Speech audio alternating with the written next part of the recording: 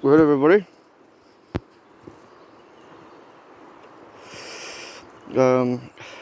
Been a little while since I last put a video on, but to describe it, it would be,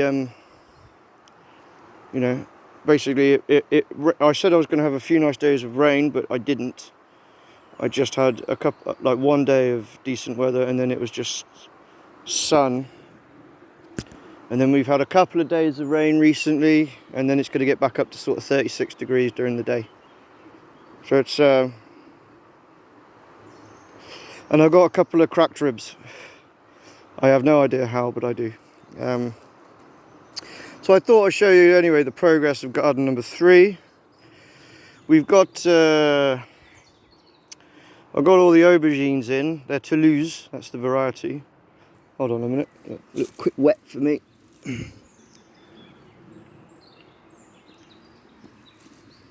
That felt like it had an ant in it.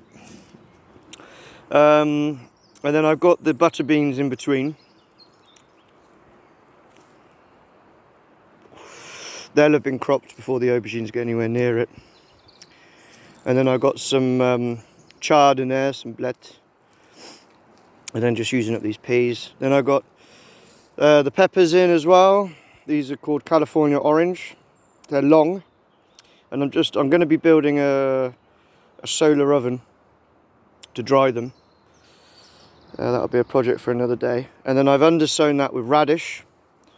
Just breakfast radish. They're not exactly expensive, and they're not exactly a big money winner, but nothing is this year. If I've got time, I'll go up and talk about the strawberries. It's been a catastrophe. Celery's in. They're doing really well. I haven't undersown those with anything, because eventually they'll jump up and support each other. Those few Waltham broccolis that were doing nothing in a pot, I just chucked them in. Then I got 9 courgettes. I still have 9 courgettes, which is quite incredible. Then we got the, they might be Brussels. And then I've got salad undersown there. Salad is in lettuce. All the spinach, the epinara is along the edge there. Then I've got another 9 courgettes, hopefully a different colour. These are your kohlrabi, and I've still got them. Still not having too much of a problem down here. I don't want to jinx it.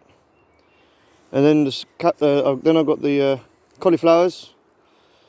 Again, all under that is just lettuce. I just spaffed a load of lettuce. And then I've got the first few butternuts in. I didn't want to plant them all straight away, just in case.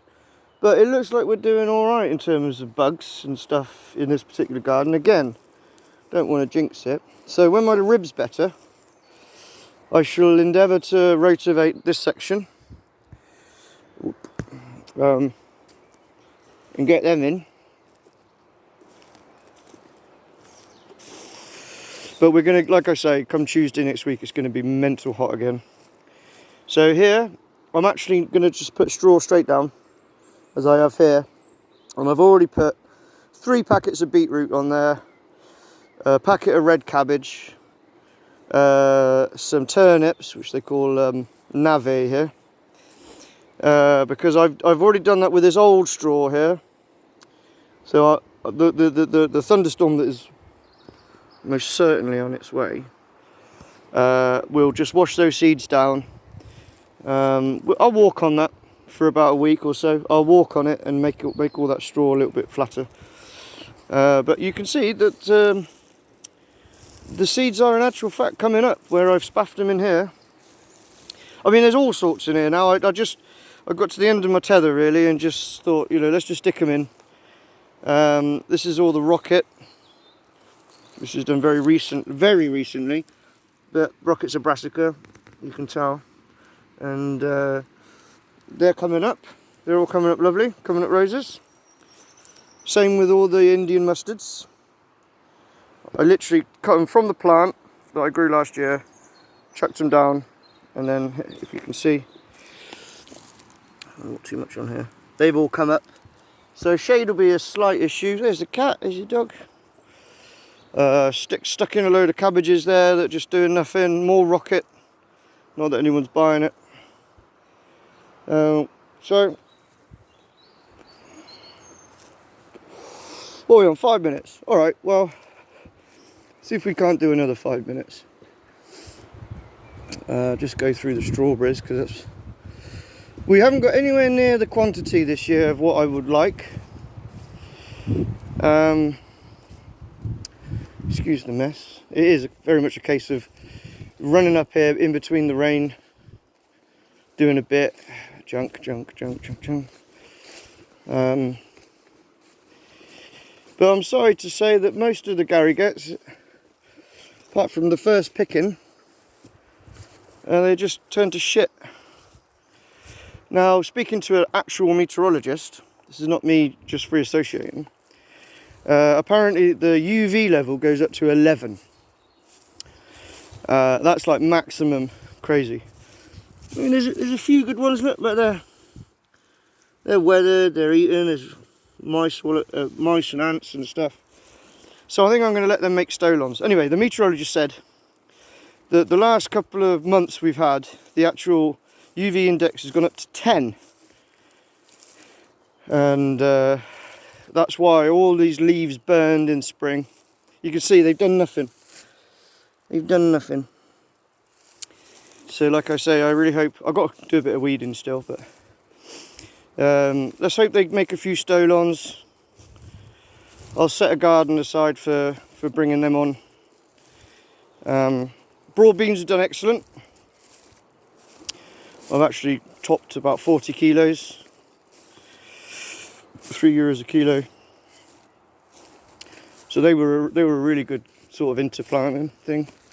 Just having a tidy up here. That's just another line of disappointing Garrigets. Potatoes have come up nice. But yeah, these are the Mare de Bois. Now, I have actually been through today because I'm selling everything I got in a shop locally. He's coming tomorrow morning. So I've been through. These are making a lot of stolons. Look, this is the kind of thing. These are what they're doing. They're just like making way too many of these. So all their energy goes onto that and not the strawberries, you see. So they got to come off. So Mare de Bois seemed to be the winner this year. Last year it was the opposite. So I'm having a good clear through here. This whole bed needs a really clever weeding through because I've got all sorts of good stuff in there. I've got the black currants, red currants, some bizarre kind of oniony leek things. There's some fennel somewhere. So I'll gently go through that when I'm not struggling with my rib. There's the black radish in there as well, and just general junk. The new threat is the, I don't know if anyone's ever seen, but last year I reported on there being way too many fruit flies. Turns out they are Asiatic fruit flies, and are decimating every fruit crop right up to the city down there. And so we've got Toulouse and then the next city, and then yeah, so I wasn't doing anything wrong last year. It's just another bastard making life very difficult for me. Going through a bit of a change in plan of how we're doing everything now. It's all about what can I actually preserve, what can I do for myself, how far can I push this autonomy, because the prices of stuff in the shops is ridiculous. I can't, in all good conscience, put my prices up too high because no one will buy them. Ah, nice. Got me some raspberries. Let's have a taste. Oh, they'll shall if they survive. They're only whips. I only stuck them in this year. Probably won't even harvest them. So yeah, there's a lot of stuff that's growing up. Broads are doing really well. The garden below is doing really well. Garden number 2. It's really going for the peas. So we've got peas like this, but just tons of them downstairs. I don't know if I've got the time to show you. You're right, dog. Yeah, say hello to the world. Allez, descends.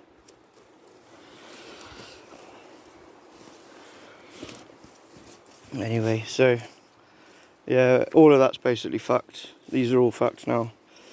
I got past it now. So I'm currently keeping some of these broads for the seeds next year. That's a good 100 odd plants for next year. There'll be more.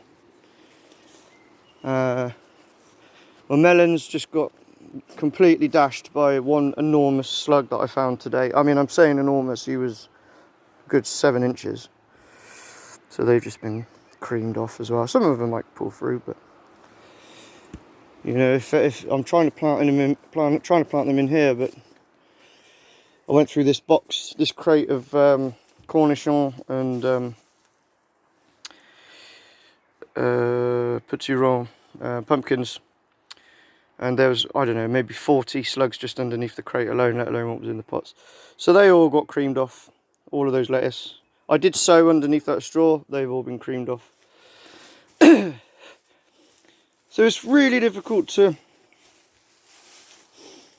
be bothered, really, to plant anything, knowing it's most likely going to die.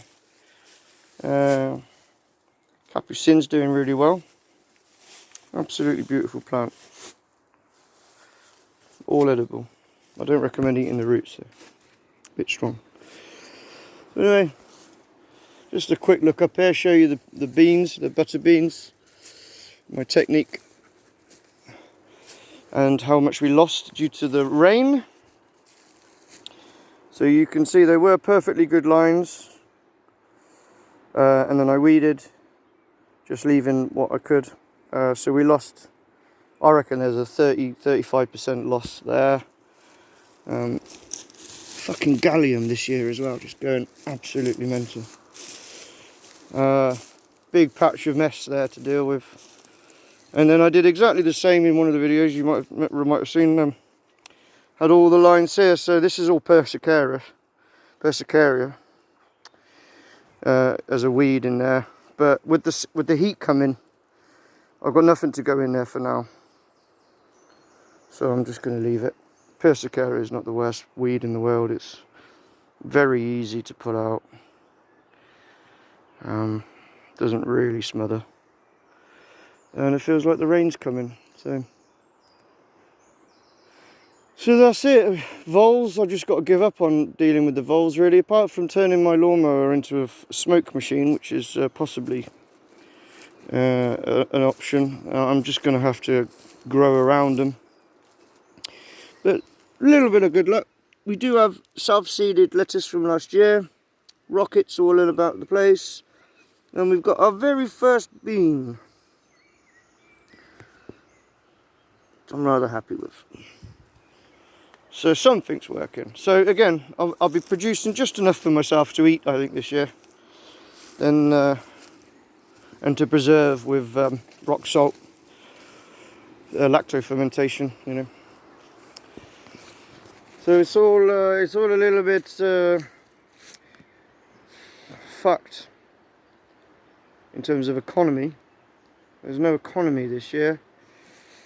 Nowhere near. I've not even made back 5% of my investment so far this year in strawberries and broad beans and peas. But I will have lots of tomatoes and courgettes and things like this. Anyway, that's a long video. I'll catch you on another one. Let's hope, whatever.